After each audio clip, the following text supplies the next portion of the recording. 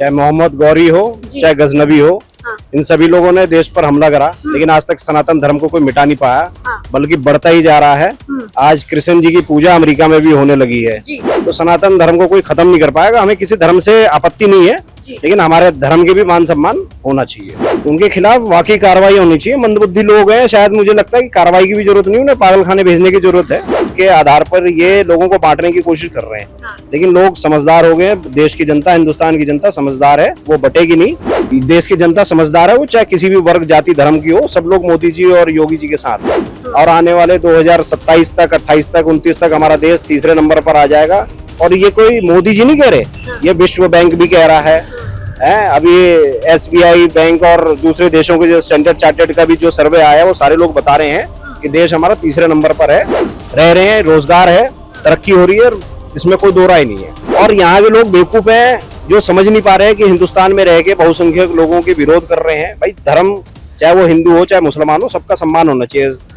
देश में इन दिनों सनातन धर्म को लेकर जिस तरह का विवाद चल रहा है, राजनीतिक सरगर्मियां पैदा कर रहा है। इन्होंने सनातन धर्म की तुलना डेंगू मलेरिया से की थी और उसे खत्म करने की बात कही थी। अब जाहिर सी बात है कि देश की जो बहुसंख्यक आबादी है वो है सनातन धर्म, जो कि मंदिर जाती है और जो है वहां पे पूजा पाठ करती है। ऐसे में ये जानना बहुत जरूरी हो जाता है कि सनातन धर्म को लेकर आवाम क्या कहती है, आम जनता क्या कहती है, उसकी क्या राय है। तो हमारे साथ जुड़ चुके हैं। सर, आपका नाम क्या है? मेरा नाम विराट सिंह है।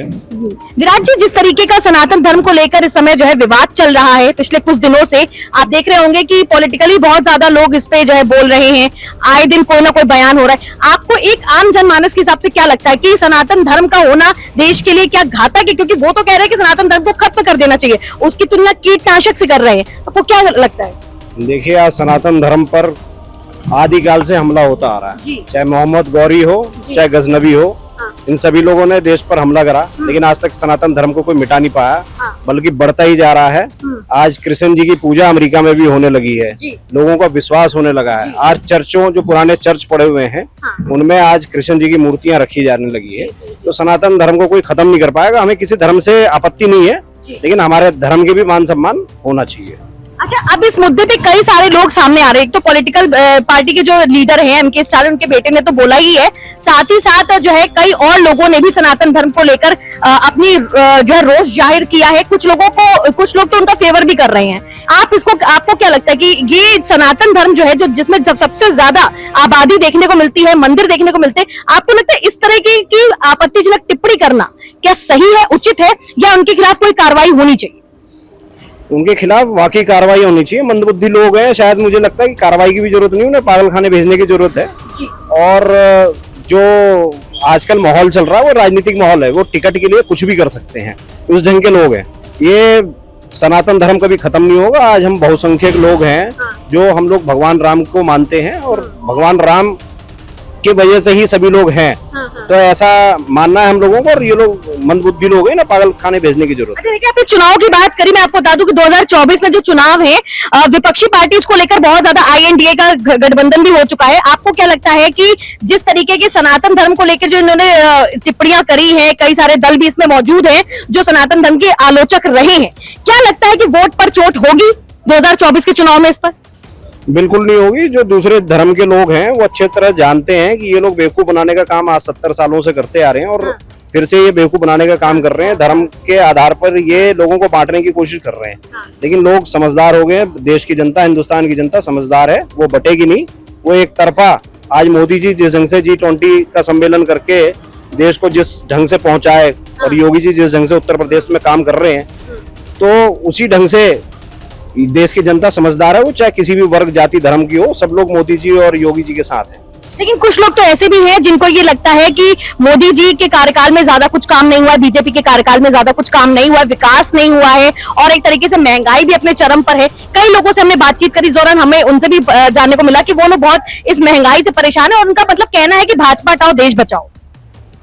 देखिए, मोदी जी को दुनिया जानती है, दुनिया के शिष्ट पर बैठे हुए हैं, उनको सारा देश, समाज, हर लोग जानते हैं कि वो किस ढंग से हैं और आज देश को कहां पर पहुंचा दिए है। आज हमारी देश GDP की ग्रोथ ले रही है, और आने वाले 2027 तक, 28 तक, 29 तक हमारा देश तीसरे नंबर पर आ जाएगा। और ये कोई मोदी जी नहीं कह रहे, ये विश्व बैंक भी कह रहा है। अभी SBI बैंक और दूसरे देशों के जो स्टैंडर्ड चार्टर्ड का भी जो सर्वे आया है वो सारे लोग बता रहे हैं कि देश हमारा तीसरे नंबर पर है। महंगाई युद्ध के कारण है, यूक्रेन में युद्ध हो रहा है, वो तो पूरी दुनिया महंगाई को झेल रही है, तो महंगाई को झेलना पड़ेगा, लेकिन फिर भी हमारे देश में मंदी नहीं है और हम लोग अच्छे से सभी लोग खा पी रहे हैं, रह रहे हैं, रोजगार है, तरक्की हो रही है, इसमें कोई दो राय नहीं है। अच्छा, जो ब्रिटिश मूल के जो है राष्ट्रपति हैं ऋषि सुनक, ठीक है, उनका कुछ दिनों पहले ही अभी हाल फिलहाल में G20 समिट के दौरान जो है एक फोटो वायरल हुआ है ट्विटर पे, तमाम सोशल मीडिया साइट पर जो है उन्होंने अपनी संस्कृति का परिचय दिया, अक्षरधाम मंदिर गए। आपको क्या लगता है विदेश से आया हुआ इंसान, भारतीय मूल का इंसान जूता चप्पल उतार के हमारे भगवान के मंदिर जाता है, उनकी पूजा अर्चना करता है, और यहाँ बैठे हुए मंत्री इस तरह की बयान दे रहे हैं कि सनातन धर्म डेंगू मच्छर मलेरिया एड्स है? देखिए, ऋषि सुनक जी हिंदू हैं, आज वो इंग्लैंड में रह के भी अपने धर्म का पालन कर रहे हैं, वो जबकि भारत के नागरिक नहीं है, फिर भी अपने धर्म, क्योंकि धर्म कोई भी धर्म का हो सकता है, वो किसी भी धर्म का आदमी किसी भी जगह प्रधानमंत्री राष्ट्रपति बन सकता है, और उसको अपने धर्म का भी सम्मान करना चाहिए और दूसरे धर्म के लोगों को भी सम्मान करना चाहिए। तो ऋषि सुनक जी अपने धर्म का भी सम्मान कर रहे हैं। जब प्लेन से उतरे तो यहाँ जय सिया राम बोल के उनने अभिवादन स्वीकार करा और दूसरे को भी जय श्री राम बोला, तो ये कोई कम बात नहीं है।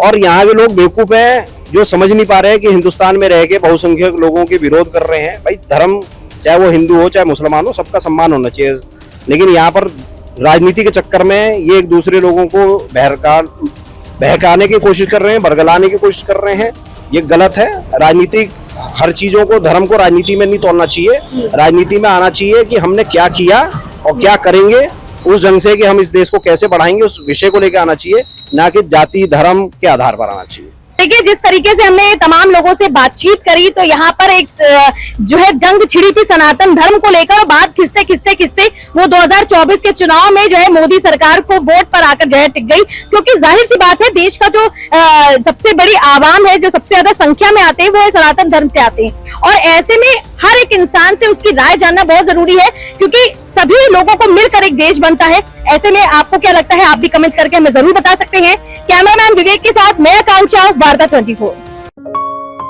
आप देख रहे हैं वार्ता 24।